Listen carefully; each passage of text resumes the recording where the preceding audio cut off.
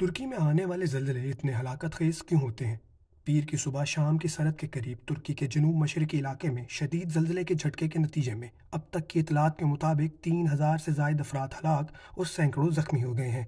ज़लज़ले का मरकज़ गाजी अंतपीक के शहर के करीब का इलाका था और पहले शदीद झटके के कुछ ही देर बाद यहाँ एक और ज़लज़ला आया और आफ्टर शॉक का सिलसिला कई घंटे गुजरने के बाद भी जारी रहा। ये एक शदीद ज़लज़ला था। इसकी शिद्दत 7.8 रिकॉर्ड की गई और सरकारी हुकाम के मुताबिक ये एक बड़ा ज़लज़ला था।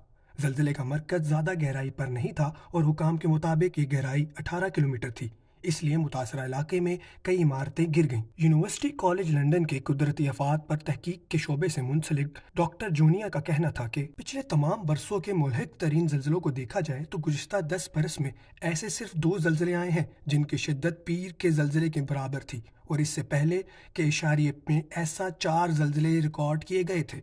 ताहम किसी भी ज़लज़ले से आने वाली तबाही का इन्हिसार सिर्फ इस पर नहीं होता कि इसकी शिद्दत क्या थी। ये ज़लज़ला सुबह सवेरे इस वक्त आया जब लोग अपने घरों में सो रहे थे। इसके अलावा ये बात भी अहम थी कि इमारतें किस कदर मजबूत या कमज़ोर थीं। यूनिवर्सिटी ऑफ पोस्ट में आतिश फिशाओं पर तहकीक के माहिर डॉक्टर कार्मेन सुल्वाना कहती हैं कि बदकिस्मती से जनूबी तुर्की और ख़ास तौर पर शाम में ऐसी इमारत की तादाद कम है जो ज़लज़ले के झटके बर्दाश्त कर सकती हैं। इसलिए ज़लज़ले से तबाही से बचने का इन्हिसार इमदादी कार्रवाइयों पर है। आइंदा 24 घंटे इस हवाले से नहायत अहम है कि इसमें कितने लोगों को जिंदा निकाल लिया जाता है।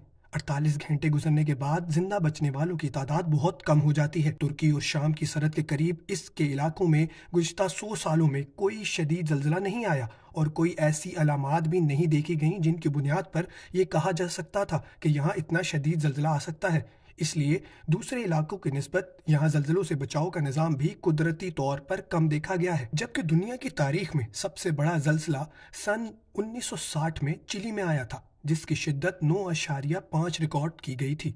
अगर आप मज़ीद मालूमाती ख़बरों, तज्ज़ियों, इंटरव्यूज़ और दस्तावेज़ी रिपोर्ट्स में दिलचस्पी रखते हैं तो हमारा चैनल रिपोर्टिंग 360 को ज़रूर सब्सक्राइब करें और बेल बटन को दबाकर आने वाली तमाम वीडियोज़ तक रसाई हासिल करें।